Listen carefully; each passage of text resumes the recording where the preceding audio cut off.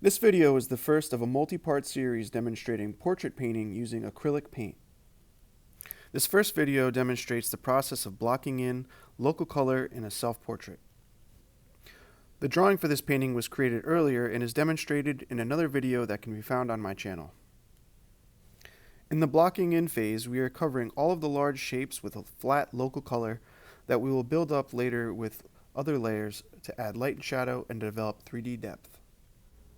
The first step for us is to mix up a basic skin tone. In this case, I mixed deep yellow, fire red, and titanium white using our acrylic paint. Other tones can be made by mixing burnt sienna with titanium white, and for dark complexions, you can try mixing deep yellow, fire red, and black. To find the right skin tone, you may have to experiment, and as you can see, I've tested the color on the back of my hand. Be aware that some pigments do dry a bit darker than the color you see when it's wet. The idea in the blocking in stage is to cover all of the large shapes quickly and evenly. And as you can see, as I'm painting the face, I'm being careful to follow the shapes of the face, but also allow some of the outlines to show so that when I go in for my next layer, I know exactly where all my shadows are going to be placed and where all my edges are going to meet.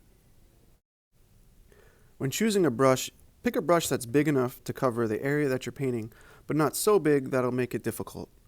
Otherwise, if you're using a tiny brush to paint a large area, it's going to take you a lot longer and your area that you're painting will be more uneven.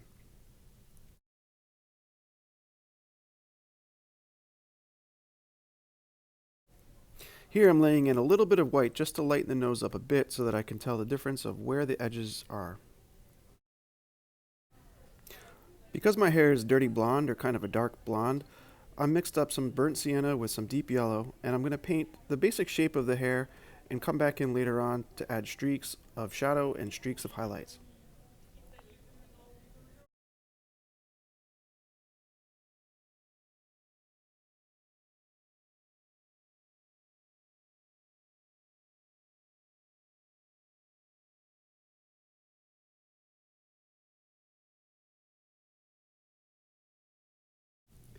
I'm using the same color to lay in a basic tone for my facial hair and my eyebrows.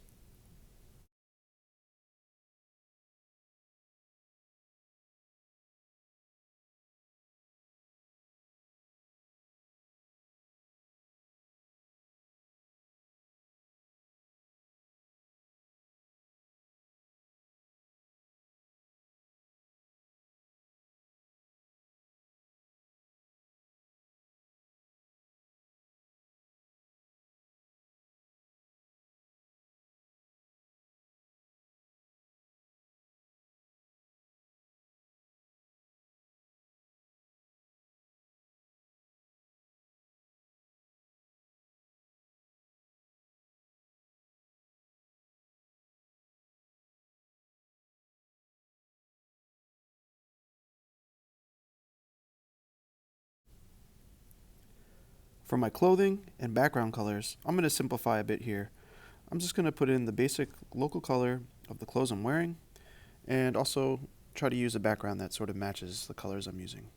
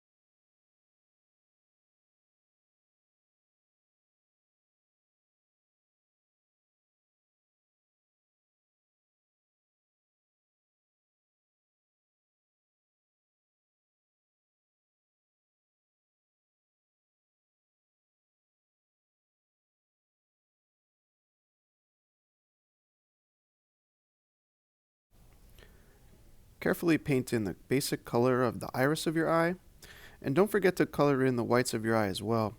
Leaving it blank, just blank canvas showing through, will make the painting look unfinished.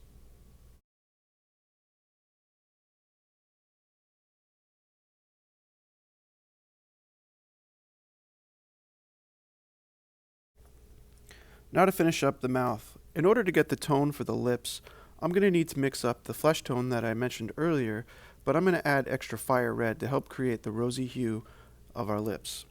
Now, at first this might appear to be a little too red, almost like maybe I'm wearing lipstick. However, later on we're going to increase our layers, adding light and shadow to create depth. Again, remember to paint the entire surface of the painting, even areas where it's white. Leaving behind the blank canvas will make the painting look unfinished, so make sure you cover every surface. In the next step, we're going to be adding shadow to create three-dimensional depth. Thanks for watching.